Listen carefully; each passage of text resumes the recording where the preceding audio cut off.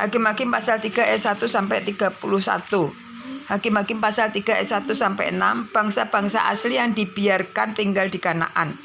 Inilah bangsa-bangsa yang dibiarkan Tuhan tinggal untuk mencobai orang Israel itu dengan perantaraan mereka, yakni semua orang Israel yang tidak mengenal perang Kanaan.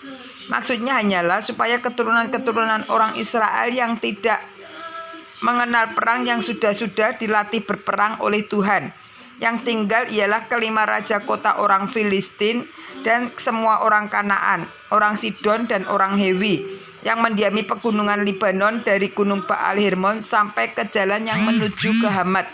Mereka itu ada di sana supaya ia mencobai orang Israel dengan perantaraan mereka untuk mengetahui apakah mereka mendengarkan perintah yang diberikan Tuhan kepada nenek moyang mereka dengan perantaraan Musa. Demikianlah orang Israel itu diam di tengah-tengah orang Kanaan, orang Het, orang Amori, orang Feris, orang Hewi, dan orang Hebus. Mereka mengambil anak-anak perempuan orang-orang itu menjadi istri mereka dan memberikan anak-anak perempuan mereka kepada anak-anak lelaki orang-orang itu serta beribadah kepada Allah orang-orang itu. Hakim-Hakim pasal 3 ayat 7 sampai dengan 11. Otniel. Orang Israel melakukan apa yang jahat di mata Tuhan. Mereka melupakan Tuhan Allah mereka dan beribadah kepada para Baal dan para Aserah. Lalu bangkitlah murka Tuhan terhadap orang Israel sehingga ia menjual mereka kepada Kusyan Rishyataim, Raja Ampran Mesopotamia, dan orang Israel menjadi takluk kepada Kusyan Rishyataim 8 tahun lamanya. Lalu bersurah orang Israel kepada Tuhan, maka Tuhan membangkitkan seorang penyelamat bagi orang Israel, yakni Otniel, anak Kenas, adik Kaleb.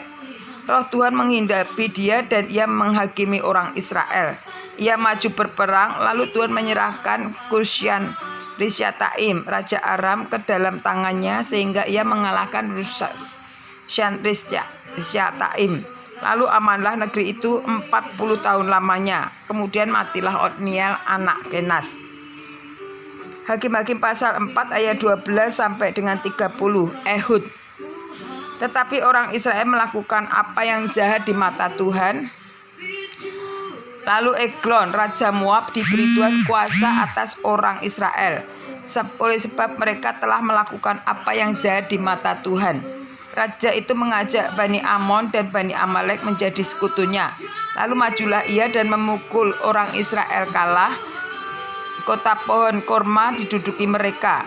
18 tahun lamanya orang Israel menjadi takluk kepada Eglon, Raja Moab. Lalu orang Israel berseru kepada Tuhan.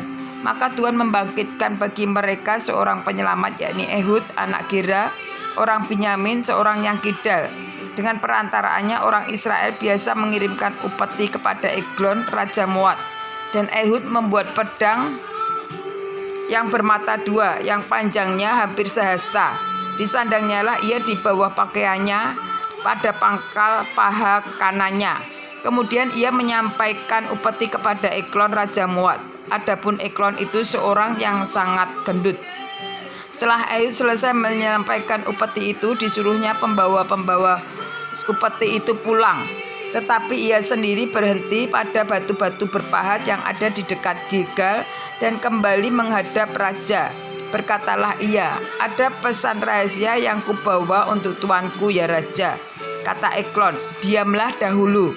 Maka semua orang yang berdiri di depannya itu pergi keluar. Lalu Ehud masuk mendapatkan dia sehingga ia duduk sendirian di kamar atas di rumah peranginannya. Berkatalah Ehud, ada firman Allah yang kubawa untuk tuanku. Lalu bangunlah ia berdiri dari tempat duduknya. Kemudian Ehud mengulurkan tangan kirinya, dihunusnya pedang itu dan dipangkal paha kanannya dan ditikamkannya ke perut raja, sehingga hulunya beserta mata pedang itu masuk. Lemak menutupi mata pedang itu, sebab pedang itu tidak dicabutnya dari perut raja. Lalu keluarlah ia melalui pintu belakang. Demikianlah Ehud sampai ke serambi. Pintu kamar atas itu ditutup dan dikuncinya setelah ia keluar. Baru saja ia keluar, datanglah hamba-hamba raja melihat, tetapi pintu kamar atas itu terkunci. Lalu berkatalah mereka, tentulah ia membuang air di kamar rumah peranginan itu.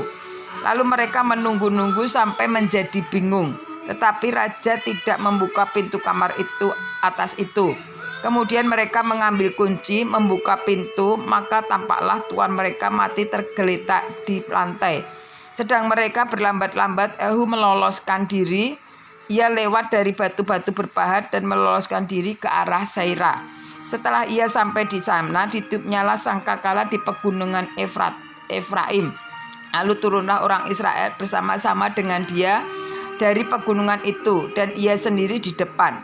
Berkatalah ia kepada mereka, ikutlah aku, sebab Tuhan telah menyerahkan musuhmu orang-orang Moab itu ke dalam tanganmu. Maka turunlah mereka mengikuti dia, lalu mereka merebut tempat penyeberangan sungai Yordan ke Moab, dan tidak seorang pun dia biarkan mereka menyeberang. Pada waktu itu mereka menewaskan kira-kira 10.000 orang dari Moab, semuanya orang yang tegap dan tangkas. Seorang pun tidak ada yang lolos. Demikianlah pada hari itu Moab ditundukkan oleh Israel. Maka amanlah tanah itu 80 tahun lamanya. Hakim-Hakim pasal 3 ayat 31. Samgar. Sesudah dia bangkitlah Samgar bin Anat. Ia menewaskan orang Filistin dengan tongkat penghalau lembu 600 orang banyaknya. Demikianlah ia juga menyelamatkan orang Israel.